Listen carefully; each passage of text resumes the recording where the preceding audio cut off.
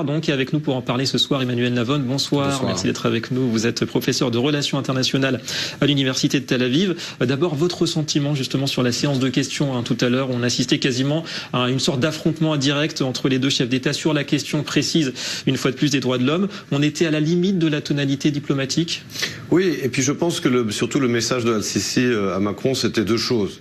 Sans le dire ouvertement, en fait, c'est de dire, quand vous êtes en Chine ou dans d'autres pays, vous ne parlez pas des droits de l'homme parce que vous avez des intérêts économiques là-bas, ce sont de gros pays. Premier point. Deuxième point, son message était de dire ne répétez pas l'erreur que vous avez faite avec Moubarak. Évidemment, il ne va pas le dire ouvertement, mais en fait, ce qu'il disait, c'est qu'avec Moubarak, il ne cessait de vous prévenir, de vous avertir que si c'était pas lui, c'était les frères musulmans. Et c'est ce qui s'est passé avec les élections en 2013. Donc son message était très clair, c'est de dire écoutez, gardez ces sujets de côté parce que ces discours européens et américains à l'époque, c'est ce qui a contribué à faire tomber Moubarak. Et on a eu les frères musulmans à la place, donc c'est pas seulement que c'est pas mieux, c'est pire. Est-ce que vous pensez que ce genre d'incident, de discorde, en tout cas officiel devant les caméras, est-ce que ça peut avoir un impact sur la relation entre les deux pays? Est-ce que c'est de nature à affecter certains aspects de la relation, notamment certains contrats peut-être? Je pense que de toutes les manières, l'Égypte a ses intérêts économiques et si Al-Sisi reçoit Macron en Égypte, c'est qu'il y a des contrats qui vont être signés. Mais ce qui est clair, c'est que Al-Sisi, lui, teste ces différentes options dans la région. Et je crois que son message, encore une fois, vis-à-vis de la France, je dirais plus aujourd'hui vis-à-vis des États-Unis parce qu'avec Trump c'est plus Obama, mais c'est de dire qu'il a aussi des contrats avec la Russie, également des investisseurs qui viennent de Chine.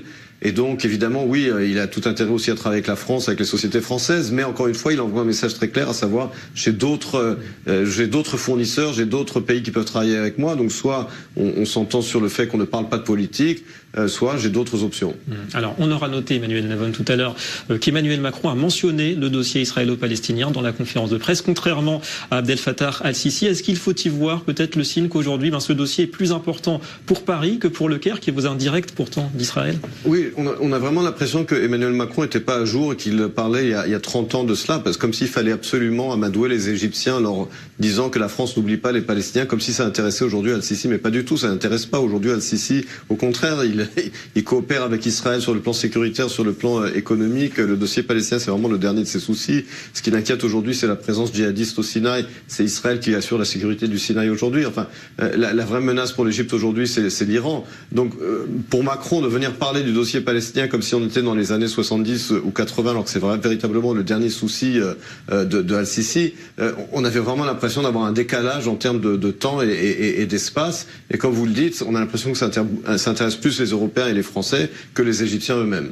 Et pour finir, Emmanuel Navon, est-ce que vous pensez qu'aujourd'hui la France a la puissance, l'influence pour peser sur la stabilité justement de l'Égypte? Est-ce qu'elle est perçue vraiment comme un allié du régime Al-Sisi?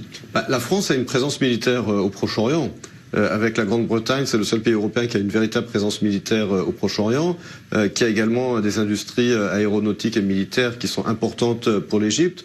Donc oui, la France a un pouvoir qu'elle peut utiliser au Proche-Orient et en Égypte. Mais encore une fois, comme je l'ai expliqué, à condition du point de vue de Al-Sisi, qu'on s'en tienne véritablement aux intérêts militaires et économiques.